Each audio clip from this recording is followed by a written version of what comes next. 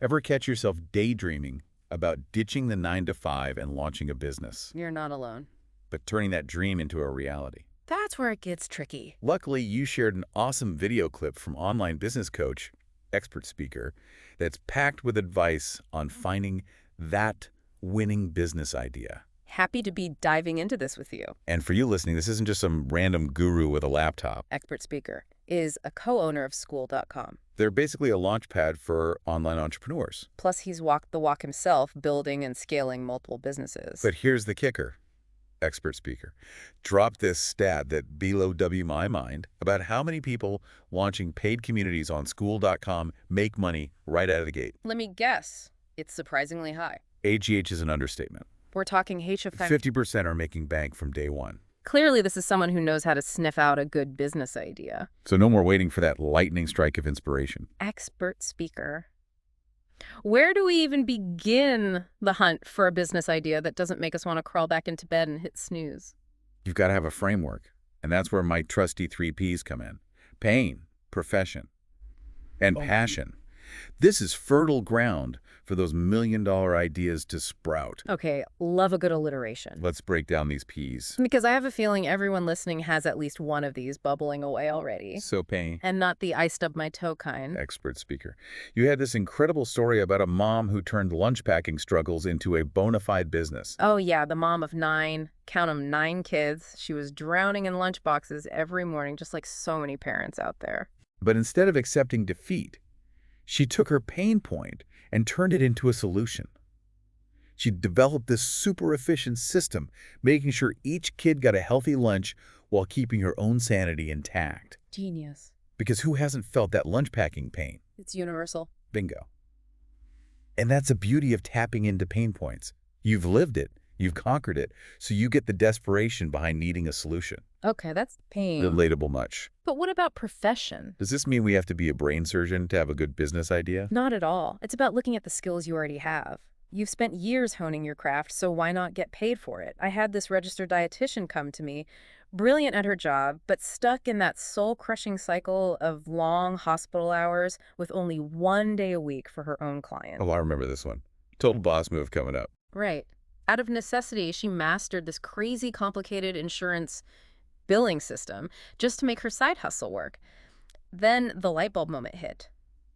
She could teach other dietitians to do the same thing. Now she runs $1 million business showing healthcare professionals how to navigate that insurance maze. Proof that you don't need some groundbreaking invention. It's just valuable expertise to share. Okay, we've covered pain. Profession. What about passion? This one feels like it needs a theme song. Like a power ballad about to drop. Now you're speaking my language. Passion is where your inner fan comes out. Before I got into the online business world, I was, for lack of a better term, obsessed with fitness. Constantly reading, researching, experimenting. It's all I talked about. You, and let's be real, half the planet. But you turned it into something bigger. My coworkers, tired of hearing about it, actually offered to CHAPN to fund a gym for me. That's how much I lived and breathed fitness. That's incredible. I guess they figured they'd get some peace and quiet, too. Maybe. But it proves that passion is powerful. When you're genuinely fired up about something, it's contagious. It attracts people, fuels creativity, and turns work into something you actually enjoy. Okay, I'm hearing those entrepreneurial wheels turning out there. But let's be real, most of us resonate with more than one of those Ps. So how do you pick just one to focus on? That's where the fun begins. And this might sound counterintuitive, but don't get hung up on finding the perfect idea right away. In fact, I encourage people to embrace the concept of the best bad idea. Best bad idea. Now you're speaking my language. Nobody's a bigger fan of a good oxymoron than me. Explain this one. How can an idea be both best and bad? It's about taking action, even if you're not 100% certain. That initial idea is just a starting point, a springboard for experimentation. The real magic happens when you get it out there. Test it. Yeah. And let those imperfections guide you towards something even better. Love that. It takes the pressure off, right? No more waiting for that perfect unicorn idea to gallop by. So let's say we found our best bad idea fueled by one of those fiery PS. Now what? Now we need to define your who. Who are you going to rock this business world with? Who are you going to help? Because a game-changing solution for the wrong people is just sad. Exactly. And when it comes to finding your who, we can break it down into 3 main camps. First up, And often the most powerful are people like you. Remember those P's we talked about? This is about tapping into those shared experiences. So turning that problem you solve, ED, for yourself into a solution for others facing the same thing. You got it. Think about Spanx. The creator wasn't a fashion mogul at first. She was just a woman who wanted a smoother silhouette under her clothes. She scratched her own itch and bam, millions of women resonated with that. Proof that sometimes the best business ideas come from your own closet. Okay, that's people like you. What's next? Next up, we have people you've helped before. Think about it.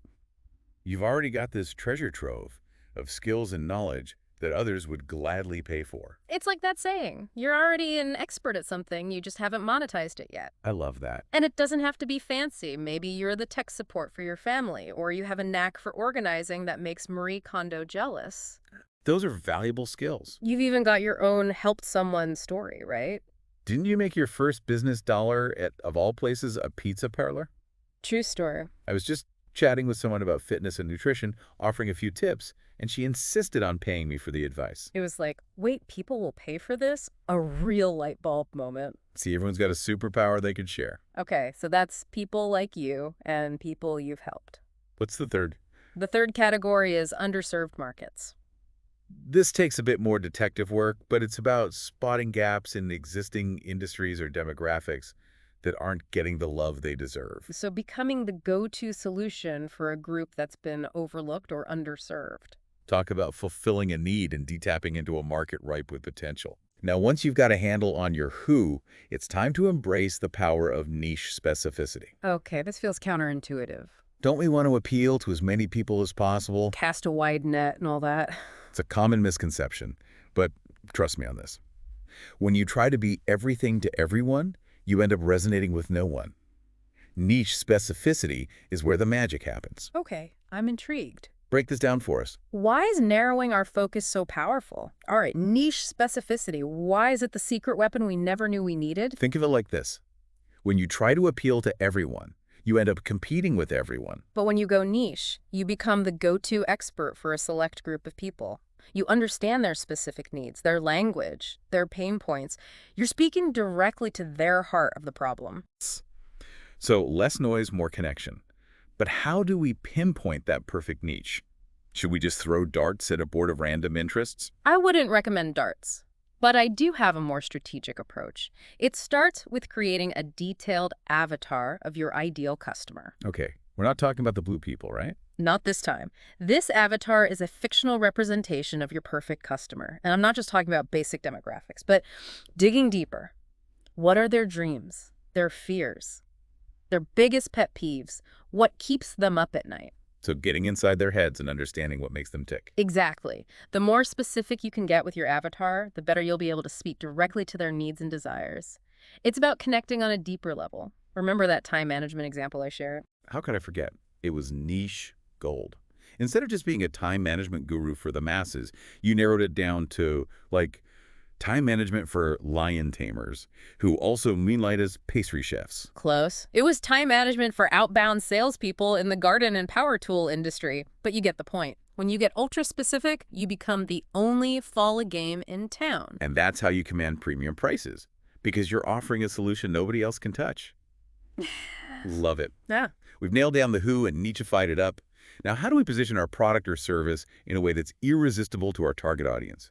Because a great product that nobody knows about is tragic. Time for the how. This is all about communicating value and answering the question every customer is secretly asking. What's in it for me? It's easy to get lost in the features and benefits, but ultimately it's about the transformation, right? 100%. I like to break down the how into two parts. First, we paint a picture of the upside. What does their life look like after using your product or service? What positive outcomes can they expect? So painting that picture of their dream scenario, less stress, more time, achieving their goals faster. Exactly. But it's not enough to just dangle the carrot. We also need to address their fears, the pain points they desperately want to avoid. Right, because sometimes the fear of staying stuck is a bigger motivator than the desire for something new. Exactly. So we acknowledge those pain points, those frustrations that keep them up at night, and position our solution as the answer they've been searching for. It's about highlighting the cost of inaction without dwelling on the negative. Right. Now here's the secret weapon for uncovering those deep-seated desires and fears. Instead of guessing, Just ask, hey, your potential customers. Well, I'm a fan. You're telling me the secret to understanding our customers is talking to them. Revolutionary, I know. But in all seriousness, so many people skip this step. Have those conversations, whether it's virtual coffee chats, phone calls, or even online surveys. Ask direct questions like, what are your biggest challenges? What have you tried before? What would your dream solution look like? And then we listen. Really listen, because those answers are pure gold. Okay, let's fast forward. We've identified our best bad idea, narrowed down our who, and even had those illuminating conversations with potential customers. How do we distill all of this into a message that's clear, concise, and impossible to ignore? Give us the magic formula. Keep it simple with the one-liner approach. It's like Mad Libs for your business. I Yeah. help WHO get good stuff without bad stuff. All right, I'm liking this. Short, sweet, and to the point. Exactly. And you can customize it to any niche. Let's say you're targeting those frazzled parents who struggle with picky eaters at mealtime. Your one-liner could be, I help parents of picky eaters conquer mealtime battles without resorting to chicken nuggets and fries or losing their minds in the process. I'm sold. That's a one-liner that speaks directly to the soul of a desperate parent. Okay, before we wrap things up, I have to ask about something you mentioned earlier. The unique mechanism. It sounds intriguing. Think of it as your secret sauce, the thing that sets your solution apart from the competition. It's a proprietary process or system that delivers consistent results. So it's not just what you do, it's how you do it right. Like everyone knows about exercise and diet, but then there's P90X with its muscle confusion approach, or Weight Watchers with its point system.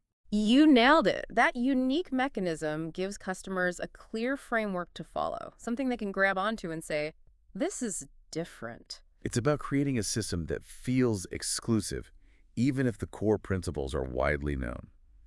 Love it. Okay, we've covered so much ground today, from unearthing those best bad ideas to crafting our irresistible one-liners.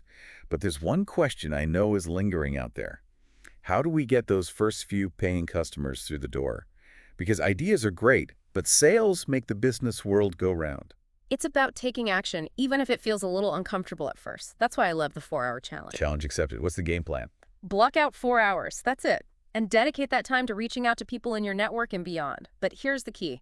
This isn't about spamming people with generic sales pitches. No mass emails promising the moon and the stars. Definitely not. This is about genuine connection. Remember those insightful conversations you had with potential customers.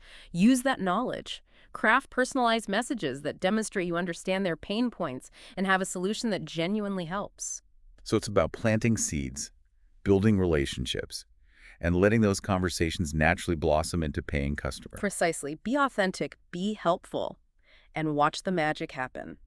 This is such fantastic advice. So for our listener who's feeling inspired and ready to turn their passion into profit, what's the one thing you want them to take away from our deep dive today? You already have everything you need within you to get started. Tap into your 3 Ps, jot down those best bad ideas, and don't be afraid to start small. Remember, even the biggest businesses started with a single step. It's about taking that first step, embracing the journey, and allowing yourself to learn and grow along the way. And who knows, that best bad idea might just turn into your greatest success story. And on that note, we'll wrap up this incredible deep dive. Until next time, keep those entrepreneurial dreams alive and keep diving deep.